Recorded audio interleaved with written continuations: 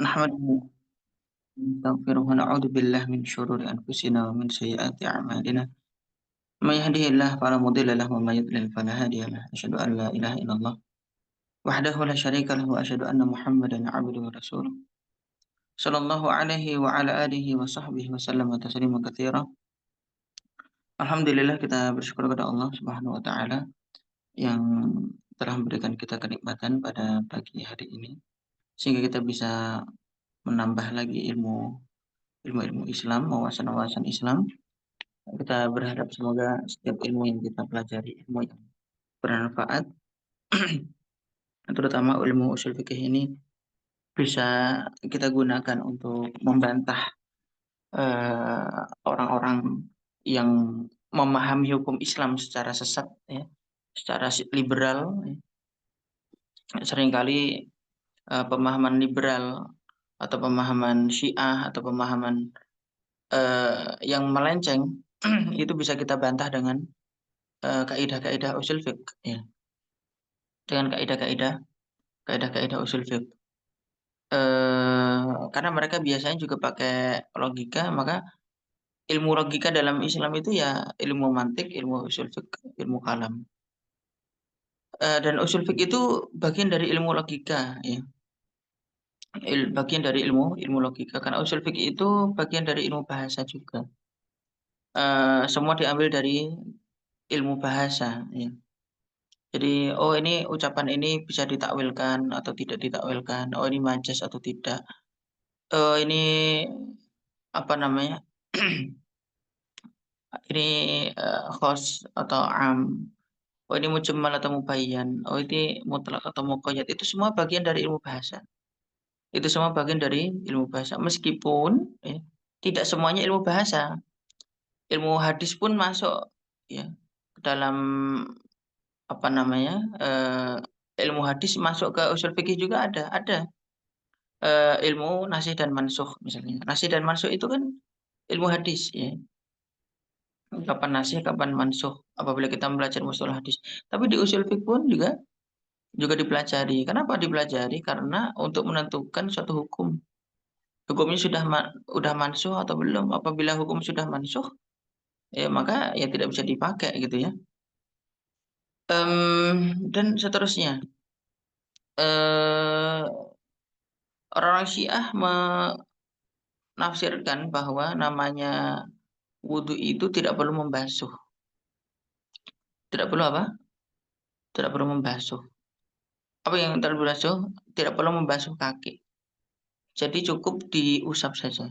Bayangkan itu. Jadi kalau wudhu nggak perlu basuh kaki gitu. Jadi mata kaki nggak perlu dibasahin, tumit nggak perlu basah. Jadi cukup diusap aja di depan doang.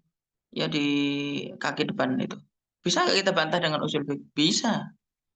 Bisa nggak kita bantah dengan ilmu bahasa? Bisa, ya kan? Misalkan faksilu wujuhakum wa aydiyakum ilal marafiqi wamsahu biru'usikum wa arjulakum la. Pakainya wa arjulakum bukan wa arjulikum. Kalau wa arjulikum seharusnya masuknya wamsahu, tapi ternyata wa arjulakum. Berarti wa arjulakum kembali kepada maf'ul bih. Maf'ul bih dari bukan maf'ul bih. Itu berarti atof. Atof dari mana? Faksil wujuhakum wa aydiyakum. Aydiyakum, ya, kum. Kan pakainya ya. Maka wa arjulakum. Eh, karena faksil wujuhakum sebagai maf'ul bih. Wa aydiyakum sebagai atof. Wa arjulakum sebagai atof juga. Atof dari maf'ul bih yang pertama yaitu ru'usakum. Berarti apa? Berarti kaki itu dibasuh, bukan diusap. Kalau diusap seharusnya wamsahu bi ru'usikum wa arjulikum. Seharusnya wa arjulikum, bukan wa arjulakum. Tapi dalam ayat wa arjulakum. Ini sebagai contoh, ya kan? Eh, terus ya, apa namanya? Orang-orang Syiah, ya. Orang Syiah itu mereka tidak apa namanya? Masuk Mashul Khufain, ya, Mashul Khufain malah justru nggak ada. Jadi apa namanya, mengusap khuf nggak ada. Loh gimana cara ceritanya, ya kan? Ketika pas Ketika pas wudhu pakai yang masah, tapi syariat masul kufen malah nggak ada, gimana? Bingung. Padahal itu ijma, ya. Padahal itu apa? Padahal itu ijma. Sumber hukum Islam itu Al-Quran, Sunnah, ijma, qiyas. Itu dibahasnya di mana? Dibahasnya di usul fiqh, ya kan gitu. Ketika pas se- setiap keputusan hukum yang menyelisih ijma berarti kufur, berarti kesesatan, ya kan begitu. Nah itu mereka sudah menyelisih ijma. Kalian perempuan ketika pas misalkan berada di satu lokasi, misalkan di ya, perjalanan, misalkan kalian wudhu terlebih dahulu, ketika pas wudhu habis itu baru pakai jubah, pakai kaos kaki dan seterusnya. Maka ketika pas wudhu, ya udah wudhu seperti biasa, sepatu dan kaos kaki nggak usah dilepas, ya kaos kaki nggak usah dilepas gitu, nanti cukup diusap saja, ya itu seperti itu syariatnya ada nggak ada? Yang seperti itu malah nggak apa namanya nggak ada dalam Syiah. Pas wudhu malah masak, ini gimana? Bingung gitu. Ya, jadi seperti itu setidaknya dengan mempelajari usul fikih kita tahu bagaimana cara membantah orang-orang apa orang Syiah dalam apa namanya orang Syiah dalam memutuskan hukum. Ya, orang Syiah mengatakan bahwa sholat itu bukan 3 waktu tapi 5 waktu, ya. Sedangkan mereka beralasan dengan ayat, pakai dalil, ya. Aqimis sholata liduluki syamsi ila ghasaqil laili wa Qur'an al-fajr inna Qur'an al-fajri kana masyhuda, misalkan aqimis sholata, dirikanlah sholat, ya, liduluki syamsi, saat matahari tergelincir, masih duhur, ila ghasaqil lail, kemudian ghasaqil lail isya, wa Qur'an al-fajr, dan subuh. Berarti sholat itu cukup 3 waktu saja, yaitu duhur, isya sama subuh, kata Syiah. Padahal itu apa namanya? Masih apa? Masih mujmal. Ya, masih apa? Mujmal. Itu dalil apa? Dalil mujmal. Dalil mubayyannya mana? Ya dalil mubayyannya dalam salat apa? Dalam hadis. Ya, dalam hadis. Yaitu apa? Wa akhbirhum annallaha farada alaihim as-shalawatil khams. Salat yang 5. Ya, salat itu 5 waktu. Sedangkan dalam ayat ini pun juga Allah menggunakan bahasa ilah. Liduluki syamsi ila gosakin ma, hingga, ya kan, bukan wa gosakin lail tapi ila, hingga. Namanya hingga itu berarti ada kemungkinan dari duluki syamsi sama gosakin lail itu ada yang lain kan begitu. Makanya kan ini dalil mujmal, terus mubayyannya dalam hadis, ya kan seperti itu. Maka apa namanya, dengan usul fikih kita bisa membantah orang Syiah yang mengatakan sholat itu tiga waktu. Kenapa? Karena mereka nggak belajar apa itu mujmal dan mubayyan. Mujmal dan mubayyan sudah kita kaji pekan lalu. Ya, barakallahu fikum. Ya, wallahu a'lam bishawab. Entah paham atau tidak, semoga paham. Ya, kita lanjut al-dhahir wal muawwal. Al-dhahir wal muawwal. Itu hadis maaf, dalil itu ada yang dhahir, ada yang muawwal. Eh intinya begini, apa itu dalil dhahir sama muawwal? Ini saya kasih intinya dulu baru saya bacakan perkataan mu'alif. Dhahir itu adalah hadis yang memiliki lebih dari satu makna, ya, lebih dari satu makna, sehingga bisa apa namanya bisa ditafsirkan dengan ini, bisa ditafsirkan dengan itu, ya, bisa ditafsirkan dengan ini dengan dan itu. Jadi artinya apabila dalil itu dalil yang dhahir, ya, dalil yang dhahir bisa ditafsirkan ini dan itu, tapi sudah sangat jelas, ya, sudah sangat jelas penafsirannya itu lebih cenderung ke salah satunya, gitu ya, lebih cenderung ke salah satunya, meskipun maknanya lebih dari satu tapi lebih cenderung, ya, kuat ke salah satunya. Itu dalil dhahir. Adapun muawwal ya, adapun muawwal yang muawwal itu adalah satu dalil maknanya bisa lebih dari dua, ya, maknanya bisa lebih dari dua, tapi ditafsirkannya ke sesuatu yang lebih lemah, ya, sesuatu yang lebih lemah. Oke, kok bisa begitu sih? Ya gitu ya. Maka nanti saya kasih contoh. Kok bisa penafsiran ini kan lebih lemah gitu ya? Saya bacakan dulu kata musannif ya. Qala musannif rahimahullah wa nafa'ana Allah bi ulumi fid dharain amin. Wal dhahiru mahtamala amraini ahaduhuma adharu minal akhar. Adapun dalil zahir adalah apa yang mahtamala, apa yang mengandung. Ihtamal artinya mengandung. Maka hamil, hamil itu kan mengandung ya, hamil. Mahtamala apa yang mengandung amraini ya, dua hal. Ahaduhuma, maksud dua hal ini apa? Dua penafsiran ya. Ahaduhuma, salah satu dari dua penafsiran itu azharu minal akhar, lebih kuat daripada yang lain. Lebih kuat daripada yang lain. Iya, berkefiku.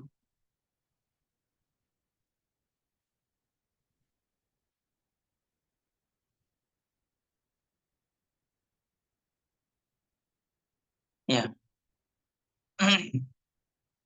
Maksud itu wa yu'awwalu adz-dzahiru bid-dalil.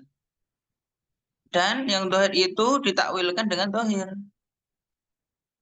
Wa yusamma adz-dzahiru bid-dalil. Dan dinamakan dohir dengan dalil. Maksudnya apa? Maksudnya kalau dohir, dohirnya apa? Ya, dohir kata itu maksudnya apa? Tapi apabila bisa ditakwilkan dengan takwil yang lain, itulah yang disebut dengan muawwal. Itu disebut dengan apa? Muawwal. Ya. Jadi syarahnya saya ngambil syarah dari Syekh Profesor Dr. Abdullah bin Shalih Al Fauzan. Beliau mengatakan, al-zahiru lughatan. Al-zahir menurut bahasa al-wadih, yaitu yang jelas. Ya. Wa qala ba'duhum, berkata sebagian ulama, lafduhu yughni an tafsirihi. Lafat, ya, lafat dari dalil tersebut sudah tidak butuh lagi untuk ditafsirkan. Ya, jadi nggak butuh penafsiran-penafsiran yang banyak. Ya. Wastilahan arrafahu biqaulihi, sedangkan secara istilah dalil zahir itu apa? Musonif memberikan satu ta'rif, satu definisi dengan ucapan beliau, mahtamal amrain ahaduhuma adhar minal akhar. Yang tadi sudah kita bacakan, yaitu dalil yang mengandung dua tafsiran dan salah satunya lebih kuat. Ya, kemudian wa qawluhu adhar minal akhar lidzuhur asbabun minha. Nah, apa sebab penafsiran itu bisa dikuatkan salah satunya? Ya, sebab penafsiran penafsiran yang kuat gitu aja deh. Sebab penafsiran yang kuat. Sebab penafsiran yang kuat. Oke, ada empat ya. Pertama, al-haqiqah ya, yaitu hakikat. Yaitu hakikat. Apa itu hakikat? Ya. Kalau apa namanya? Sebentar.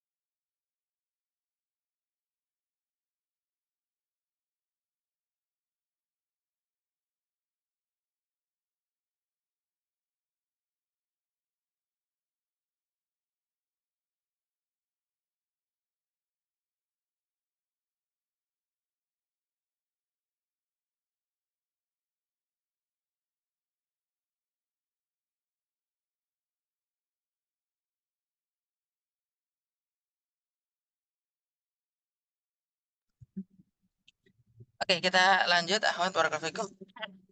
Itu tadi ini mohon maaf saya sambil perjalanan ya. Barakallahu fikum. Kita pertama adalah hakikat ya. Jadi apa itu hakikat gitu. Jadi gini, hakikat sama majas ini belum kita bahas ini. Intinya begini, dalil hakikat itu maksudnya secara hakikat itu maknanya apa, ya kan? Bisa diartikan secara hakikat enggak? Ya, hakikat itu yang sebenarnya. Misalkan, itu asadan, ya, aku melihat singa. Aku melihat singa berarti apakah singa beneran, ya kan? Kalau bisa ditafsirkan ketika Mas dia mengatakan itu asadan, maka ya tafsirkan secara apa adanya aja gitu. Asadan ya yaitu singa gitu, bukan syuja'an, bukan seorang pemberani gitu. Mau pakai tol jadi aja ya, Pak? Oh ya, kartu tolnya ada kan? Ada. Ada ya. Baik, barakallahu jadi itu hakikatnya gitu ya. Tapi eh, misalkan saya bilang itu min hadikotil hayawan. Saya datang dari apa namanya kebun binatang. Itu asa dan aku melihat singa. Berarti tafsirnya apa? Ya singa beneran gitu kan. Tapi kalau saya bilang itu asa dan film mimbar, aku melihat ada seorang singa di mimbar, di podium ya, atau biasa orang nyebutnya singa podium. Berarti pemberani atau singa beneran? Maka jawabannya adalah pemberani, bukan singa beneran ya. Jadi apabila lafat itu bisa ditafsirkan dengan makna hakikat, maka jangan dimajaskan. Gitu ya. Nah, hakikat itulah dalil dohir. Jadi kalau lafat bisa kita tafsirkan secara hakikat, maka itu adalah dalil yang dohir. Baik, barakallahu. Iya. Misalkan apa namanya? Dari ya, apa namanya? Apa saya mau ngomong apa tadi? Eh, apa namanya? Akhodahu ya, misalkan dalam satu hadis ya, Rasulullah ketika pas perang apa itu namanya? Perang Astagfirullah. Namanya perang apa ya? Mu'tah ya, perang Mu'tah ya. Pas perang Mu'tah itu Rasulullah sabdakan, "Tsumma akhadha rayata sayfun min suyufillah," gitu ya. Kemudian yang me- apa namanya? Mengambil royah, yang mengambil panji, yang mengambil bendera adalah sayfun min suyufillah. Satu pedang dari pedangnya Allah. Pedang dari pedangnya Allah itu masa ya pedang bisa ngambil gitu kan? Bisa mengambil kan enggak? Maksudnya pedangnya Allah masih adalah orang yang Allah sebagai prajuritnya gitu ya. Siapa yang Allah pilih sebagai ya apa namanya tentaranya Allah pilih sebagai mujahidnya yaitu Khalid bin Walid gitu. Jadi nggak kata Saifun min suyufillah nggak mungkin kita artikan secara hakikat masa artikan secara hakikat ya nggak mungkin bisa kan gitu ya. Baik, barakallahu fikum. Jadi seperti itu. Maka itu di sana itu ada satu kaidah gini, la yusaru ila majas ila idza ta'assaratil haqiqah. Ya, sesuatu yang hakikat itu tidak boleh ditafsirkan ya. Maaf, tidak boleh ditafsirkan kepada majas kecuali jika hakikat tidak bisa ya. Saya ulangi ya. La yusaru ilal majas ila idza ta'assaratil haqiqah. Ya, tidak boleh ditafsirkan kepada majas kecuali jika hakikat tidak bisa. Kecuali jika hakikat tidak bisa. Ya. Dan jadi begini, maka kan dalam dalam madzhab Syafi'i gitu ya, lamsul mar'ah ya, menyentuh perempuan. lamsul mar'ah yubtilul wudu. Ya, menyentuh perempuan itu membatalkan wudu. Kenapa begitu? Karena memang menafsirkannya pakai hakikat, bukan pakai majas. Oh gitu? Iya. Idza qumtum ila sholati faghsilu wujuhakum wa aydiyakum ilal marafiqi wamsahu bi ru'usikum warjulakum ilal ka'bayn wa in kuntum junuban fatahharu wa in kuntum marda aw ala safarin aw jaa ahadum minkum minal ghaidi aw lamastumun nisa, ya. Atau jika kalian menyentuh perempuan. Jadi menyentuh perempuan di sini madzhab Syafi'i apa namanya, pakainya hakikat, ya penafsirannya penafsiran hakikat. Kalau lamus ya lamus saja gitu. Kalau menyentuh perempuan berarti menyentuh perempuan membatalkan wudu gitu. Tapi kalau jumhur ya, jumhur ulama Hanafi, Maliki, sama Hambali itu menafsirkannya pakai majas, ya atau apa dipakainya muqayyad. Maaf, maaf saya salah nerangin. Kalau dalam madzhab Syafi'i itu hakikat, penafsirannya hakikat. Kalau madzhab Hanafi itu pakainya majas. Aula mastumun nisa, kalian menyentuh perempuan. Maksudnya menyentuh itu adalah mencampuri perempuan gitu. Jadi kalau kalian mencampuri perempuan berarti batal wudu kalian kan gitu. Tapi kalau dalam madzhab Syafi'i enggak, ya kalau bisa ditafsirkan secara hakikat menyentuh ya udah menyentuh aja, ngapain pakai majas gitu. Jadi perbedaannya di situ. Kalau dalam madzhab Maliki dan Hambali ya itu pakainya muqayyad ya. Dari mutlak menjadi muqayyad. Apa itu? Ya mutlaknya adalah kan kalau menyentuh langsung batal wudu. Tapi kalau dalam madzhab Maliki dan Hambali dimuqayyadkan. Muqayyadnya gimana? Jika disertai syahwat batal, jika tidak disertai syahwat maka tidak batal. Itu muqayyad berarti. Coba kita bisa lihat ya, gara-gara kita bukan gara-gara, karena kita belajar usul fiqh ya, akhirnya kita bisa menganalisa ya, menganalisa para ulama atau para mazhab itu menafsirkannya itu pakai kaidah apa itu tahu gitu kan. Ya, pakai hakikat, pakai majas, pakai apa namanya, mutlak, pakai muqayyad gitu. Itu. Itu pentingnya kita belajar usul fikih seperti itu. Ya, barakallahu fikum. Nah, jadi usul fikih itu memang ya ya ilmu apa ya, ngeri-ngeri sedap. Apa nih, bikin pusing tapi ya kalau kita paham sedap. Ya, subhanallah. Oke, barakallahu fikum. Itu tadi sudah kita bahas. Itu dohir ya, apabila hakikat, pakai hakikat itu dohir, kalau majas itu berarti muawwal. Yang kedua, al-iktifa. Al-iktifa. Al-iktifa wa adamu takdir. Al-iktifa wa adamu takdir. Apa itu al-iktifa? Ya, al-iktifa itu cukup ya, tidak dikira-kira.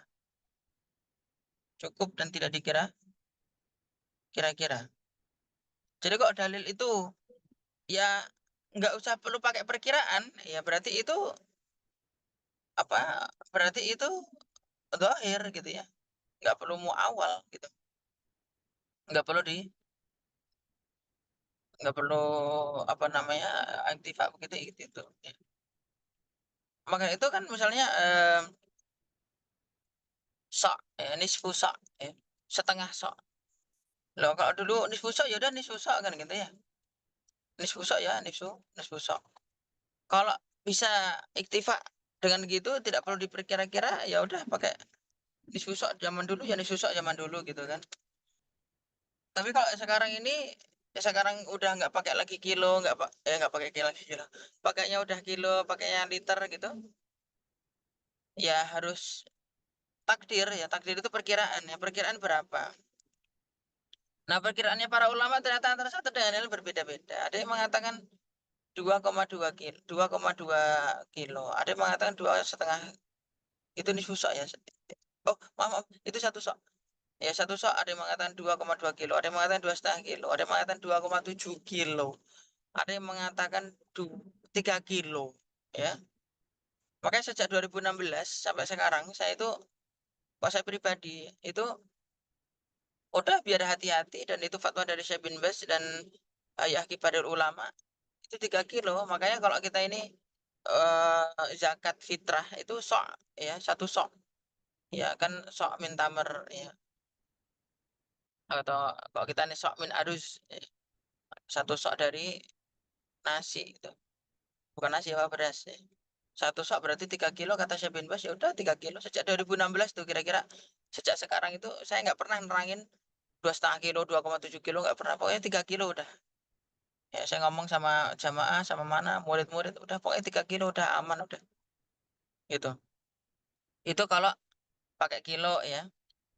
Berarti kalau fidyah itu kan susah, bayar fidyah berarti 1,5 kilo, gitu ya. Kalau bayar fidyah itu 1,5 kilo. Nanti kalau kalian, apa namanya, misalkan ibu kalian atau kakak kalian bayar fidyah ya kan misalkan hamil, lahiran, nyusui, tahun depan lahir lagi, nyusui lagi, tahun depan lahir lagi, setiap tahun punya anak. Itu kan boleh fidyah, ya. Itu boleh apa, fidyah, dan fidyah itu berapa? Nisfu setengah sok. Setengah sok itu berarti berapa tadi? 1,5 kilo, sama dengan, mmm, bayar kafarat ya, bayar apa? Kafarat. Bayar kafarat sumpah ya. Kalian pernah bersumpah untuk apa, terus kalian, apa namanya, kafaratkan sehingga kalian tidak mengerjakan sumpahnya kalian itu, ya itu, apa namanya, atau kalian, saya pernah terangkan sumpah itu bukan sekedar wallahi billahi ya, tapi termasuk saya nggak bakal apa, saya nggak akan apa, itu termasuk sumpah, ya. Saya nggak bakal, apa, pakai sampo lagi. Oh, sampo enggak sih ya, saya nggak bakal pakai sampo, apa ya, misalkan Lifebuoy, saya nggak bakal pakai sampo Lifebuoy lagi gitu misalkan. Eh, ternyata kalian pakai sampo Lifebuoy, itu berarti sudah melanggar sumpah. Kalian harus bayar kafarat. Kafaratnya berarti berapa? Ngasih makan 10 orang miskin.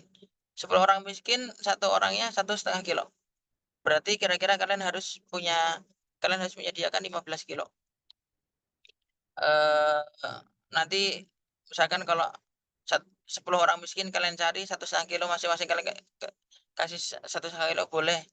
Boleh juga kalian 1 hari ngasih 1,5 kilo ke orang miskin, besok ngasih lagi 1,5 kilo ke orang miskin lagi, sampai 10 hari boleh.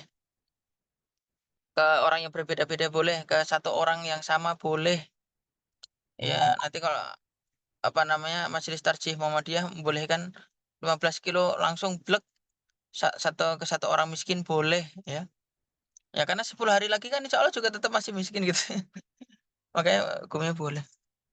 Intinya ya kadarnya itu 15 kilo. Kalau kalian apa melanggar sumpah. Iya, misalkan seperti itu. Itu nisfu 1,5 kilo. Berarti kalau, apa namanya, kalau zakat berarti 1 kilo ya tadi. Ya, Profikum. 3 kilo kok, 1 kilo. 3 kilo. Ya, Barakallahu. Mmm, kalau liter, kalau liter itu gini, kalau liter itu kira-kira itu 3,9 sekian sekian liter. Jadi biasanya saya bilang sama jamaah itu 4 liter udah. Kalau liter ya, kalau, apa namanya, ini susah pakai liter berarti 2 liter ya. Pakainya 2 liter gitu. Jadi kalau pakainya kilo berarti 1,5 kilo tadi. Kalau pakai liter berarti 2 liter gitu. Gitu ya, paham ya? Nanti kalau nggak paham tanya lagi. Karena terkadang ada yang jual kilo, ada yang pakai liter gitu ya. Iya, karena kilo itu lebih besar daripada liter. Oke, kita lanjut ya. Yang ketiga, al-itlaqu ada mutakiyat. Jadi dalil itu mutlak bukan muqayyad. Nah, ini udah kita jelaskan ya. Dalil kok bisa dijelaskan secara mutlak, ya kan? Nggak ada muqayyadnya sama sekali ya. Kalau dijelaskan secara mutlak bukan muqayyad, Itu apa berarti itu dalil dohir. Dalilnya apa? Dohir. Berarti itu termasuk kategori dohir. Ya. Untuk mutlak muqayyad sudah kita jelaskan waktu itu apa namanya? Silakan dilihat lagi. Yang keempat al-umum. Ya, dalilnya umum. Al-am dan khas juga sudah kita apa namanya? Udah kita jelaskan ya nanti. Kok dalil itu umum berarti itu dalil dohir. Kalau khusus ya berarti itu dalil muawwal.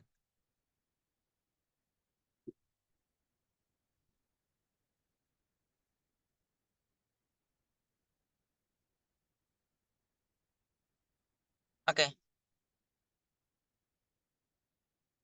udah ya. Dohir kita udah selesai. Sekarang kita menjelaskan tentang muawwal. Muawwal yaitu wal muawwalu lugatan ma'khudun minal awl wa masdaru ala yu'awwalu au aulan idza raja'a taqulu ala al-amru ila fulan ay raja'a ilaih. Secara bahasa muawwal itu adalah kembali ya, kembali. Wastilahan secara istilah hamdul lafzi alal ma'nal marjuh ya, yaitu apa membawa lafat menuju makna yang marjuh, makna yang lemah, makna yang lemah. Jadi kalau dohir tadi kan makna yang kuat, tapi kalau muawal justru sebaliknya ya, makna yang lemah, makna yang makna yang lemah. Jadi kenapa kok ditafsirkan apa namanya makna yang lemah ya? Karena nggak bisa ditafsirkan secara makna makna dohir nggak bisa gitu. Jadi kok dohir nggak bisa ya udah dimuawalkan aja, dimuawalkan aja. Misalkan begini, saya mengatakan atau seseorang mengatakan kata saum atau siam. Apa maksud dari saum sama siam? Mm-mm. Pasti kan menjaga diri dari yang membatalkan puasa dari fajar, terbit fajar hingga tenggelam matahari kan begitu ya? Itu namanya saum itu gitu kan, saum atau siam. Tapi ternyata ada lafadz yang nggak bisa ditafsirkan dengan saum atau siam itu seperti itu. Akhirnya ya dimaknai dengan makna yang lain gitu. Dimaknai dengan makna yang lemah gitu. Contohnya apa? Apa nah ya itu ucapan Maryam, inni nadartu lirrahmani sauma. Inni nadartu lirrahmani sauma.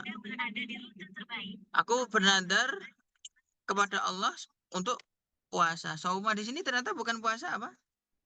Ya, bukan puasa sebagaimana yang kita pahami. Berarti apa? Ya udah diartikan dengan makna yang lain, dengan makna marjuh, makna yang lemah. Yaitu apa? Karena berikutnya falan ukallimal yauma insiya. Hmm? Aku tidak akan berbicara kepada seorang pun. Maka itu di sini muawwal, bukan dohir. Muawwal, bukan apa? Dohir. Saya kasih contoh yang lain. Kata sholat, ya, sholla yusolli, artinya apa?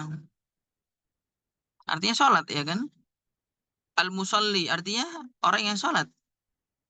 Artinya orang yang sholat. Di sini ada hadis, ya. Bentar saya bacakan hadisnya.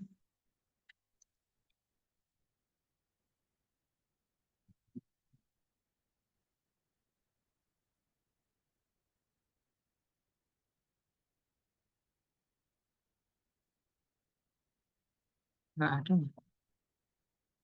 Bentar ya.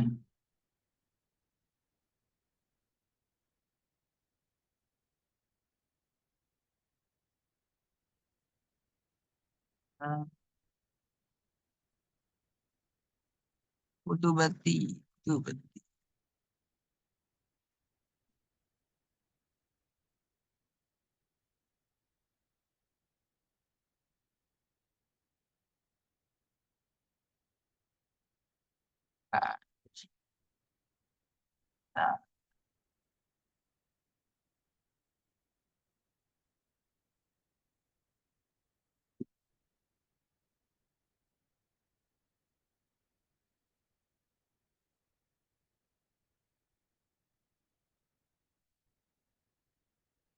Nah, hadis begini ya.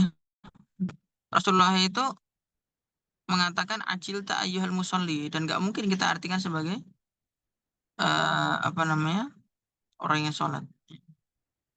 Misalkan gini, An Fudalah ibn Ubaid qala, jadi Fudalah bin Ubaid berkata, bainama Rasulullah sallallahu alaihi wasallam, tatkala Rasulullah sallallahu alaihi wasallam qaidan duduk di masjid, idza dakhala rajulun fasalla. Ya, masuklah seseorang lalu sholat. Seharusnya kan kata sholat di sini kita artikan apa? Kita artikan sholat. Tapi habis itu fakola lalu dia mengucapkan Allah magfirli warhamni. Ya Allah ampunilah aku dan rahmatilah aku. Berarti kata sholat di sini diartikan apa? Gak mungkin kita artikan sebagai sholat. Habis sholat kan kamu mengucapkan Allah magfirli warhamni. Berarti sholat di sini diartikan doa. Nah ini namanya muawal. Dalil muawal itu kayak gini. Ya. Fakola Rasulullah Shallallahu Alaihi Wasallam, maka Rasulullah Shallallahu Alaihi Wasallam menegur, Ajil ta'ayyuhal musalli. Kamu terburu-buru, wahai orang yang sholat.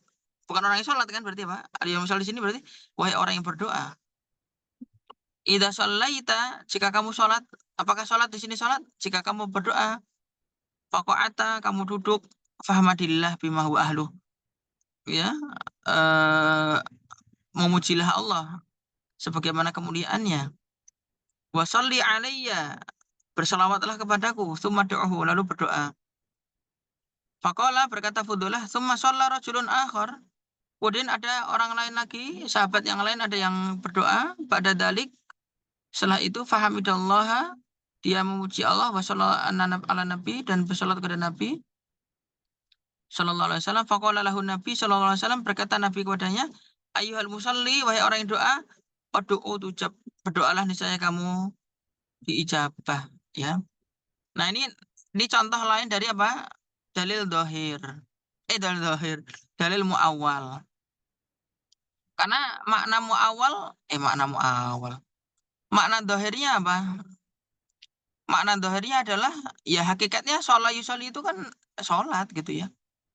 Tapi karena apa namanya tidak bisa diartikan sebagai sholat di sini dan nggak mungkin, maka diartikan sebagai doa. Ini namanya berarti hadis dalil muawal, bukan dalil dohir. Seperti itu ya. Barakallahu fikum. Kira-kira seperti itu, antara dohir dan muawal itu seperti itu. Jadi nanti kita bisa memahami, oh ini dalil dohir atau dalil muawal, supaya kita tidak salah dalam memaknai. Ya. Kita tidak salah dalam apa? Dalam memaknai. Nanti jangan seperti orang-orang apa namanya, orang sufi ya. Orang sufi ini salah tafsir mereka. Mereka mengatakan apa namanya, wa aqimis sholata lidzikri, dan tegakkanlah sholat, ya tegakkanlah sholat lidzikri, untuk mengingatku. Sholat itu kan artinya doa. Dan dalam ayat ini juga diartikan dzikri, apa namanya, berzikir kepadaku, mengingatku. Berarti kalau orang itu udah doa sama dzikir, nggak perlu sholat. Ya, ini orang batiniyah kayak gitu.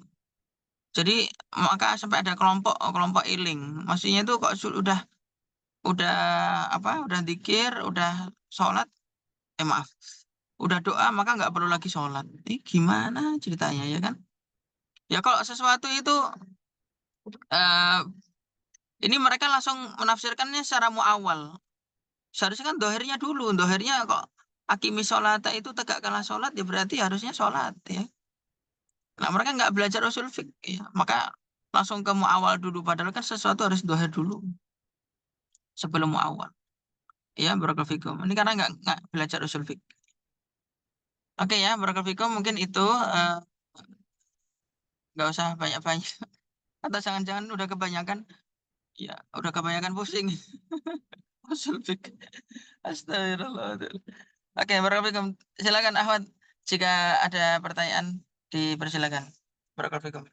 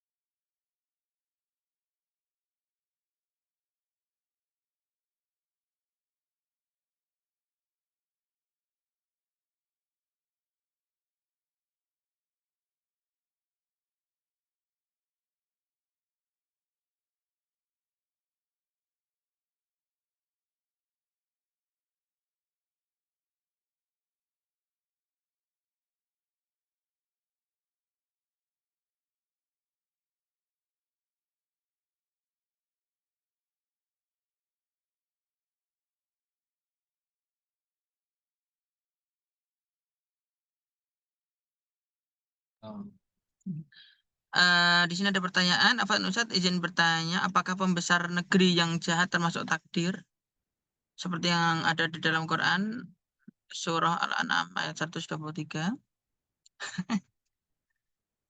Ya takdir ya takdir, tapi ya masa tidak ada kan takdir gitu kan? Ya, jadi apa kalau kita katakan takdir secara khusus ya, ya tentu saja ya memang takdir, tapi kan kita nggak boleh nyalahkan takdir, ya kan? Karena kan begini, eh setiap ya gini, ra, kama takunu yuwalla alaikum ya, ada hadis ya, meskipun hadis ini dinilai dhaif oleh sebagian ulama ya. Kama takunu yuwalla alaikum, sebagaimana kondisi kalian ya, maka pemimpin kalian juga akan seperti itu ya. Pemimpin kalian juga akan seperti itu. Ya. Oke, kita bacakan ayat dulu yang kamu maksud. Wa kadzalika ja'alna fi kulli qaryatin akabira mujrimina liyamkuru fiha wa ma yamkuruna illa bi anfusihim wa ma yashkurun ya. Apa namanya? Jadi tentunya ini harus ditafsirkan secara baik dulu ya. Barakallahu.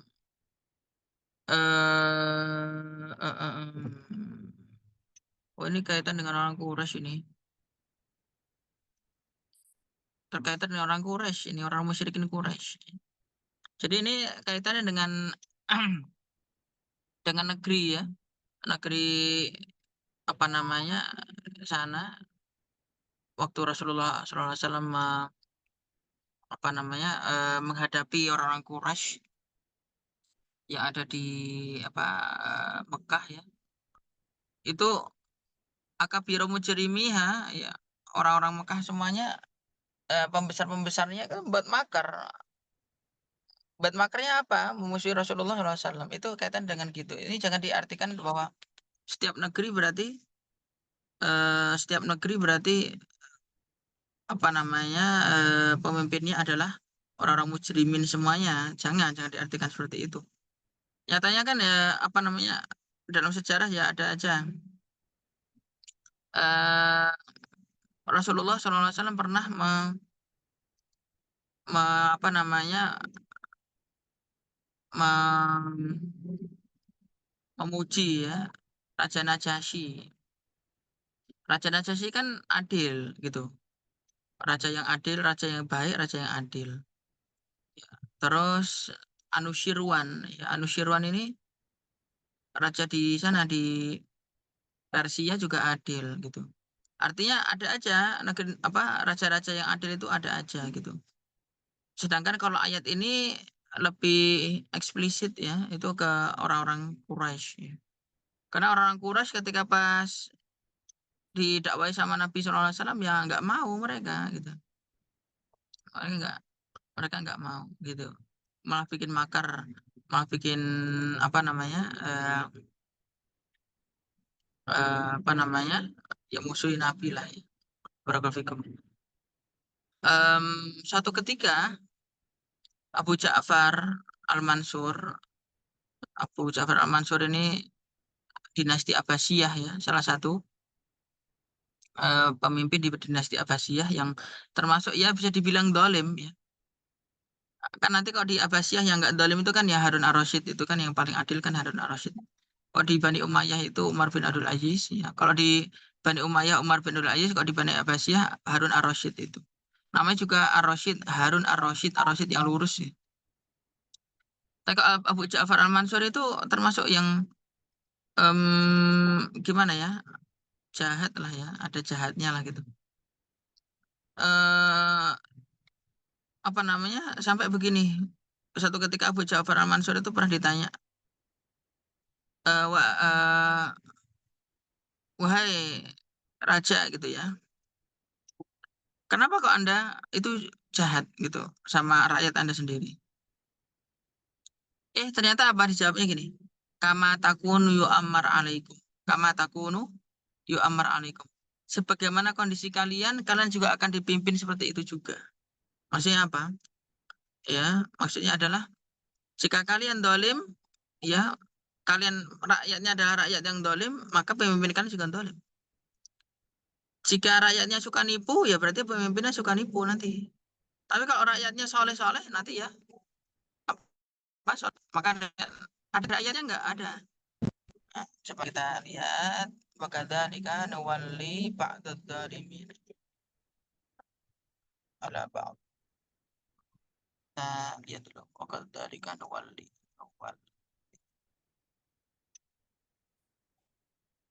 Al-An'am 129.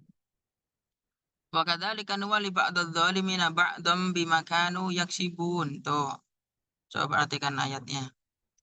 Ya. Jadi apa namanya? Dan demikianlah kami jadikan sebagian orang-orang zalim ya berteman dengan sesamanya sesuai dengan apa yang mereka kerjakan. Kan kata wala yuwali itu kan artinya dan kami jadikan pemimpin ya, bukan sebatas berteman. Ya, bukan waliul amr itu kan artinya pemimpin. Wakadzalika wali dan kami jadikan sebagian orang zalim itu sebagai pemimpin sebagian yang lain gitu. Artinya apa? Orang zalim itu hanya akan memimpin orang zalim gitu loh. Orang zalim akan memimpin orang zalim. Gitu. Kalau bahasa sebagian ustadz ya, ya pemimpin tikus itu ya pasti tikus gitu. Pemimpin tikus pasti apa? Pasti tikus gitu. Makanya eh, apa namanya itu? Kalau kita ingin perbaiki negeri ini ya kita perbaiki semuanya, perbaiki rakyatnya sekaligus perbaiki pemimpinnya gitu. Jadi nggak bisa cuman apa namanya perbaiki pemimpinnya saja tanpa memperbaiki rakyat nggak bisa. Harus dua-duanya gitu. Kalau apa namanya, rakyat itu soleh-soleh, ya kan, nggak mau makan riba, nggak mau nipu, nggak mau nyogok, nggak mau apa, ya kan, ya nanti pemimpinnya juga kayak gitu, ya, insya Allah, ya kan, gitu. Nah sekarang, dari tingkat RT sampai pejabat-pejabat tinggi semuanya cokokan semua, ya kan, gitu. Dari tingkat bawah sampai tingkat atas semuanya judi online gitu, gimana? Negeri yang bakal jadi baldatun thayyibatan warabun ghafur itu gimana? Nggak mungkin gitu. Gitu. Kok rakyatnya suka tukang judi ya pasti atasan-atasan ya pasti tukang judi juga. Gitu ya, barakallahu fikum. Jadi bukan takdir ya, tapi itu ya takdir itu bagian dari takdir juga, tapi jangan salahkan takdir karena itu pasti karena perbuatan manusia. Kenapa begitu? Allah sudah firmankan tadi bimakanu yaksibun ya, karena atas ulah perbuatan mereka sendiri. Itu ya. Jadi bukan Allah yang mentakdirkan seolah-olah Allah mendolimi kita, bukan. Tapi ya wa ma dzalamnahum walakin kanu anfusahum yadlimun kan gitu. Kami tidak mendolimi mereka, tapi mereka mendolimi diri mereka sendiri. Bagaimana konsep puasa yang mulbit yang benar? Apakah boleh di selain 13, 14, 15? Apakah boleh tidak 3 hari berturut-turut? Ya. Di sini memang ada khilaf di antara ulama, gitu ya. Ada khilaf di antara ulama. Apakah harus 13, 14, 15? Ataukah boleh 3 hari? Memang dalam hadis riwayat Bukhari dan Muslim dari Abu Hurairah dan Abu Darda bahwa Ausani Khalili bisalasin la atrukuha ya hataan amut. Rasulullah SAW memberikan aku wasiat dengan 3 hal yang tidak akan aku tinggalkan hingga aku mati. Kata Abu Darda dan Abu Hurairah. Ya. Salah satunya apa? Wa an asuma salah satu ayamin min kulli syahr. Aku puasa 3 hari dari setiap apa? Setiap bulan. Ya. Maka itu kan ini kan tidak ini kan berarti apa? Mutlak. Berarti bukan mutlak ya. Berarti apa namanya? Am ya. Berarti am. Dalilnya dalil umum. Umumnya apa ya? Pokoknya 3 hari gitu. Kok khosnya apa? Khosnya apa nih? Salata asyar, arba'ata asyar, khamsata asyar kan dalam hadis Tirmidzi begitu. Nah berarti kalau umum sama khos yang diamalkan apa? Kayaknya kita sudah belajar usul fikih kan? Am sama khos berarti yang diamalkan apa? Ya. Ini mujmal juga sih ya. Di sini memang ada perbedaan pendapat ya ulama ya. eh ada yang mengatakan ya udah apa namanya dimaknai apa adanya aja gitu. Jadi ada yang apa menafsirkan begini. Pokoknya dalam sebulan 3 kali. Sunahnya 13, 14, 15. Tapi kalau bukan di selain 13, 14, 15, ya maka apa namanya hukumnya tetap sah. Berarti ini apa? Al jam'u muqaddam ala tarjih. Ya, nanti ada kaidah usul fikih juga ya. Al jam'u muqaddam ala tarjih. Jadi apa namanya mengkompromikan 2 hadis bersamaan itu lebih baik daripada menguatkan salah satunya, mengambil salah satunya. Malu dalil lain ya, malu dalil lain ya. Afdalu min ilgoi ahadihima ya. Mengamalkan 2 dalil sekaligus lebih baik daripada mengesampingkan salah satunya.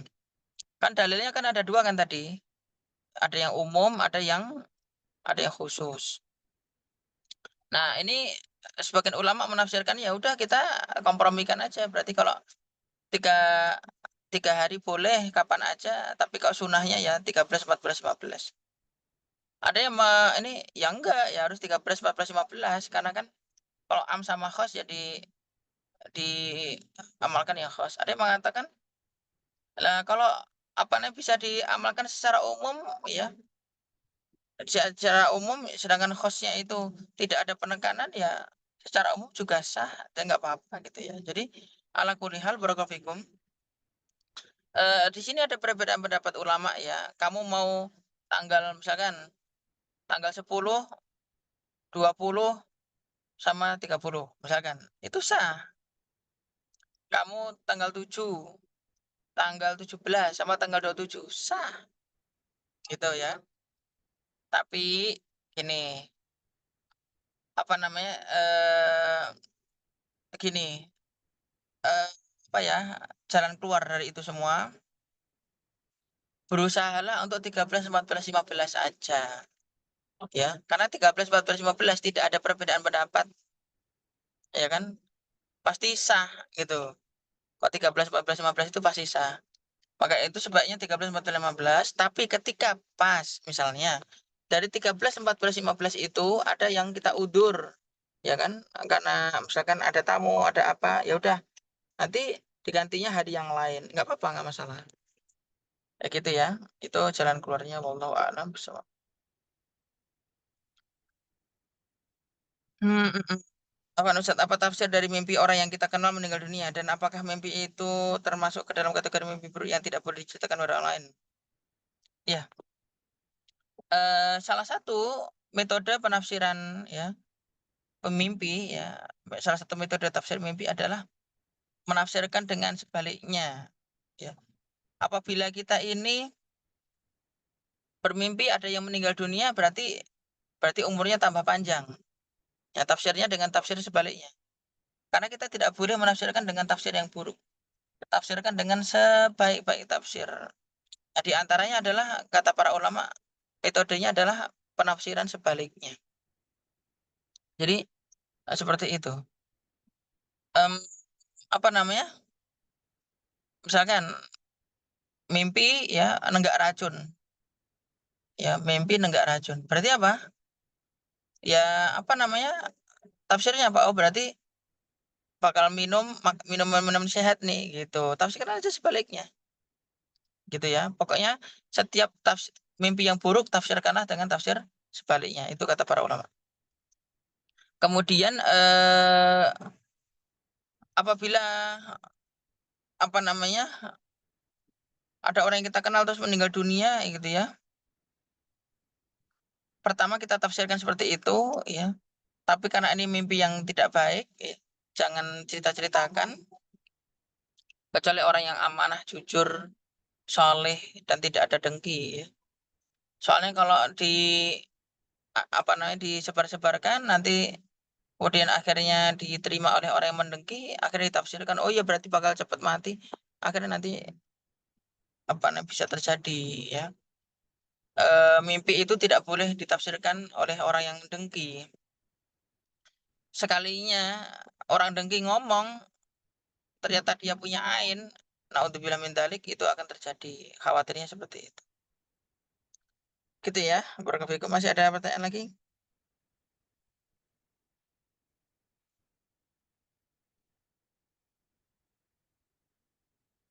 Silakan jika ada. Jika ada.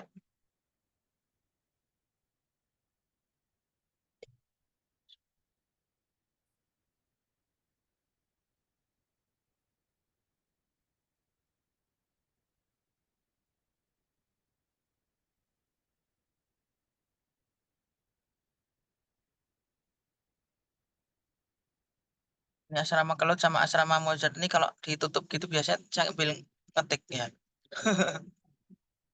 Iya, saya tunggu dulu kalau mama masih ada.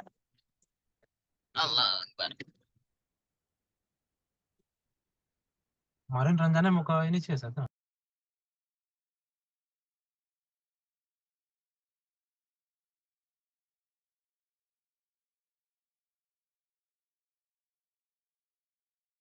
Apa Ustaz? Iya, silakan. Jika mau tanya langsung boleh. Silakan. Ustaz, apa hukum makan daging gajah? Apa hukumnya makan daging gajah? Iya. eh jadi begini, daging gajah saya belum pernah mendapati saya sendiri ya, itu karena mungkin ya kajian saya kurang luas tentunya, masih kurang baca. Akan tetapi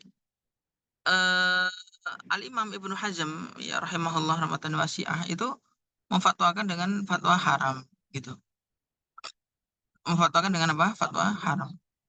Karena gajah itu bukan apa namanya apa ya yang itunya itu gading ya, gading ya. Nah, gadingnya itu dianggap sama dengan apa namanya Duna bin wa Mikhlab gitu. Apa namanya taring gitu. Meskipun itu juga bukan taring juga. Itu yang pertama. Yang kedua, gajah itu bukan satu apa ya, bukan satu hewan yang dimakan, bukan termasuk an'am. An'am itu kan hewan ternak, hewan yang dimakan, yang diternak dan dimakan. Emang ada ternak gajah untuk dimakan itu kan nggak ada. Karena bukan bagian dari an'am ya. Bukan bagian dari an'am, juga bukan bagian dari apa namanya hewan yang memang layak dimakan gitu ya. Dan siapa juga yang makan gajah gitu ya? Ya, barakallahu fikum. Jadi seperti itu. Meskipun dia makannya makan rumput ya. Jadi seperti itu. Kemudian ya saya belum tahu fatwanya ulama yang lain. Sekali lagi karena kajian saya yang belum luas. Eh, tapi kalau Ibnu Hazm rahimahullah mengatakan hukumnya haram, maka sebaiknya ya nggak usah dimakan. Tapi kalau ditanyakan ke Ustadz Zen, pasti Ustadz Zen pasti ngomongnya gini, makan gajah, lele aja masih banyak gitu. Pasti gitu tuh jawabannya. Iya, barakallahu. Baik, silakan. Itu yang saya tahu ya. Eh, Nanti jika saya ada tambahan ilmu saya akan berikan. Tapi itu yang saya tahu ya. Al-Imam Ibnu Hazm mengatakan hukumnya haram. Allah a'lam bishawab.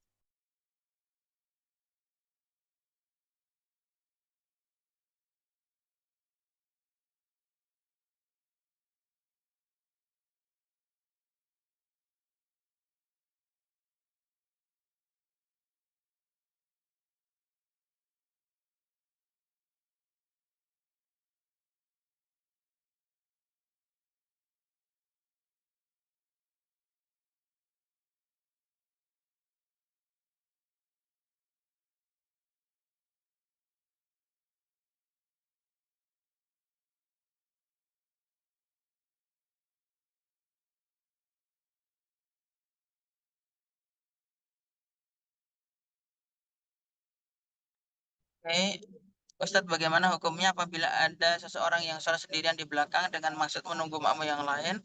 Apa seharusnya dia gabung ke saf depannya yang hanya cukup satu orang? Ya, jadi di sini ada satu cukup menarik ya perbedaan pendapat antara Syekh bin Baz dan Syekh Utsaimin rahimahullah. Jadi kan begini, secara umum sholat jamaah itu hukumnya sah-sah saja ketika eh, makmum itu masih melihat ya makmum yang paling belakang atau masih mendengar bacaan imam. Jadi kok masih mendengar bacaan imam, berarti kan dia bisa kapan rukuk, kapan sujudnya kan tahu, gitu. Kapan berdirinya tahu, karena dengar bacaan imam. Atau melihat makmum yang di depannya, kan itu kan berarti kan masih bisa berjamaah. Karena inti dari berjamaah kan adalah mengikuti gerakan imam kan begitu. Jadi mau apa namanya, mau di akhir ya di saf terakhir sendirian maupun eh, apa namanya memenuhi saf yang di depannya pun juga dua-duanya secara umum adalah sah. Meskipun apa namanya ada hadis ya la yaqbalullah man shalla khalfas shaf. Allah tidak terima sholat orang yang sholat sendirian di belakang shaf. Di situ ditafsirkan secara hakikat ya sama Syekh bin Baz. Pokoknya kalau sholat sendirian di depan maka di belakang itu maka sholatnya nggak sah. Tapi kan penafsiran yang lain kan nggak begitu. Orang yang sholat sengaja sholat sendirian di belakang tidak mau bersama shaf yang di depannya, padahal di depannya masih kosong, kayak gitu-gitu tuh nggak sah. Maksudnya karena tidak membersamai kaum muslimin gitu ya. Secara sengaja gitu, bukan karena apa namanya, dia itu tidak mampu untuk apa namanya, memenuhi shaf gitu. Bukan memenuhi shaf ya, maksudnya tidak mampu karena ya bisanya di belakang sendirian misalnya. Makanya sebagian ulama kan mengatakan bahwa harus narik, ya kan, menarik shaf yang di depannya gitu. Kalau kayak kata Syekh Utsaimin mau di belakang sendirian karena kondisinya begitu ya nggak apa-apa, itu kata Syekh Utsaimin. Kalau kata Syekh bin Bas nggak bisa, harus harus narik gitu. Intinya seperti itu. Barakallahu fikum. Jadi jadi begini, sebagai jalan keluarnya apabila ada kemungkinan, ya ada kemungkinan nanti ada makmum, ada kemungkinan makmum datang lagi ya, maka nanti tunggu dulu ya. Nggak apa-apa sholat di belakang sendirian sambil nunggu makmum yang lain.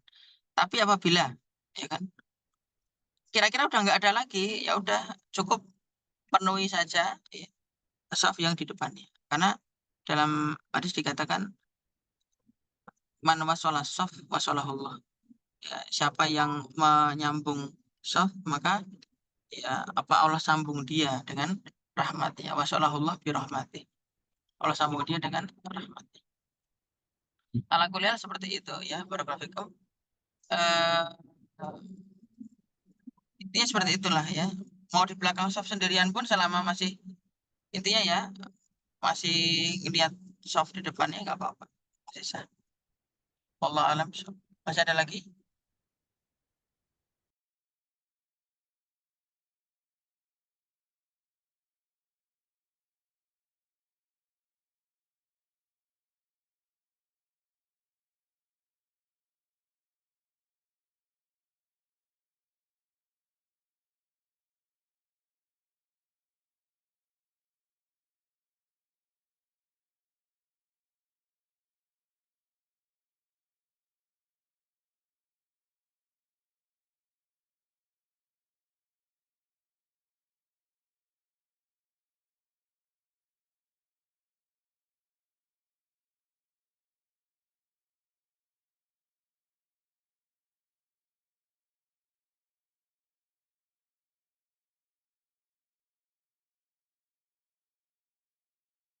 Ya. Sudah nggak ada lagi? Kalau sudah nggak ada lagi saya apa kita tutup ya. Baik, barakallahu fikum. Itu yang kita pelajari pada eh, pagi menjelang siang ini. Kita berdoa kepada Allah Subhanahu wa taala semoga setiap apa yang kita kaji bermanfaat dan menjadi amal soleh bagi kita semuanya sekaligus bekal dalam kehidupan. Amin ya rabbal alamin. Kita tutup dengan hamdalah dan kebetulan majelis. Alhamdulillahirabbil alamin. Subhanakallahumma wa bihamdika asyhadu an la ilaha illa anta astaghfiruka wa atubu ilaik. Allahumma shalli ala nabiyyina Muhammad innaka Hamidum Majid. Billahi taufiq wal hidayah. Assalamualaikum warahmatullahi wabarakatuh. Waalaikumsalam warahmatullahi wabarakatuh. Jazakumullahu khairan katsiran. Jazakumullah khairan katsiran.